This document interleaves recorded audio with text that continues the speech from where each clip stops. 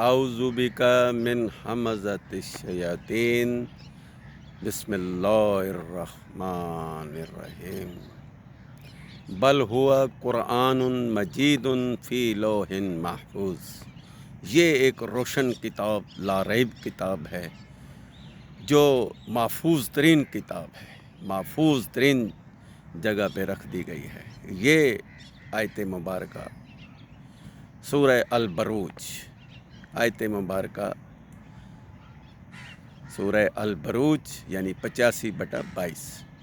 یہ آیت مبارکہ جو میں نے آپ کے سامنے پیش کی ہے، اس کا خلاصہ ترجمہ تو میں نے آپ کے سامنے پیش کیا۔ اس کا خلاصہ کچھ ایسا ہے کہ یہ فی لوح محفوظ میں ہے، یعنی فی لوح محفوظ میں کیا ہے اس پر میں روشنی ڈالوں گا۔ اس کا عام سبجیکٹ ہمارا یہی ہے آج کا، لیکن اس سے پہلے تھوڑا سا اسی آیت کی دو آیتیں پہلے 20 اور 21 پر غور کر لیں تو اللہ نے کہا کہ یہ قرآن مجید جو ہے یہ اتنی مضبوط اور محفوظ کتاب ہے کہ اس کی جنہوں نے بھی تکذیب کی، یعنی کن لوگوں نے تکذیب کی؟ وہ قوم فرعون اور قوم سمود تھے جنہوں نے اس کی تکذیب کی، اور پھر آج ان کا نام لینے والا کوئی بھی نہیں، یعنی وہ ایسے نیست و نابود اور تباہ و برباد ہو گئے کہ ان کو پوچھنے والا کوئی نہیں۔ تو یہ ہمارا جو ارشد قرآنی کا چینل ہے، اس کو سبسکرائب بھی کریں اور اس کے مطابق اس پیغام کو دوسروں تک پہنچائیں تاکہ یہ ہمارا پیغام گھر گھر جائے۔ قرآن قرآن اور صرف قرآن، یہی ہے ہمارا کام کہ ہم یہ پہنچائیں پیغام۔ تو یہ یوٹیوب چینل کے ذریعے سے یہ پیغام گھر گھر پہنچایا جا سکتا ہے۔ اس پیغام کا اصل مقصد یہی ہے کہ یہ آدم سے لے کر محمد رسول اللہ تک یہ قرآن مجید جو الکتاب کہلاتا ہے یہ فی لوح محفوظ میں ہے۔ اور فی لوح محفوظ کیا ہے؟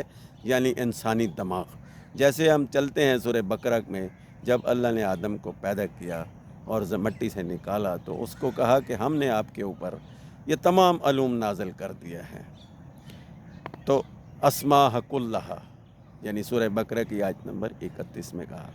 تو اسماء کلھا کا مطلب ہے کہ سارے وہ علوم جو ہم نے اس کتاب میں رکھے ہیں وہ الکتاب ہے اور آپ کے فی لوح محفوظ یعنی آپ کے دماغ میں ڈال دیے گئے ہیں۔ اسی طرح سورہ محمد میں محمد علیہ السلام کو کہا نزل علی محمد، کہ ہم نے محمد صلی اللہ علیہ وسلم پر یہ قرآن نازل کیا۔ اس کے بعد آگے چل کے کہا نزل علی قلبک، ہم نے ان کے دماغ اور دل و دماغ اور ان کے مائنڈ سیٹ اور ان کے عقل شعور میں یہ بات ڈال دی کہ یہ اسی کتاب کی پیروی کرنی اور یہی لا ریب اور محفوظ ترین کتاب ہے۔ تو دوستو یہ فی لوح محفوظ جو میں نے آپ کے سامنے یہ پیش کیا ہے، بل ہوا قرآن مجید فی لوح محفوظ، یعنی یہ محفوظ ترین جگہ انسانی دماغ ہے۔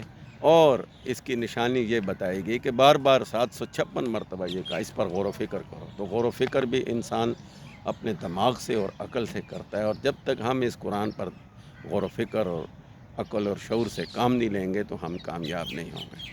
تو چلتے ہیں اپنے سبجیکٹ کی طرف کہ ام علی قلوبہم اقفالھا۔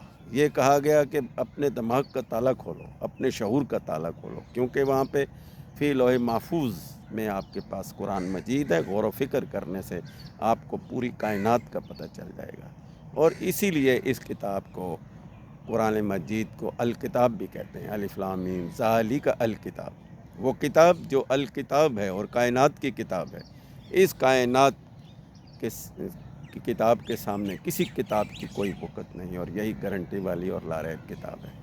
تو فی لوح محفوظ ثابت ہو چکا ہے کہ یہ انسانی دماغ ہے، اور انسان ہم بھی ہیں، ہم بھی آدم ہیں، ہمیں بھی یہ حکم ہے۔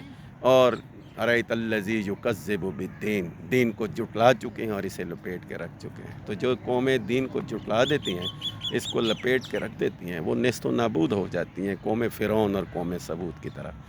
تو ہم نے اس پر عمل کرنا ہے، اس کی تکذیب نہیں کرنی، اسے اپنی حکومتی کتاب ماننا ہے، اس کو اپنے گھر میں اور اس کی اپنی زندگی پر عمل درآمد میں شامل کرنا ہے، اور یہی ہم پر فرض ہے۔ ان الذی فرض علیک القرآن۔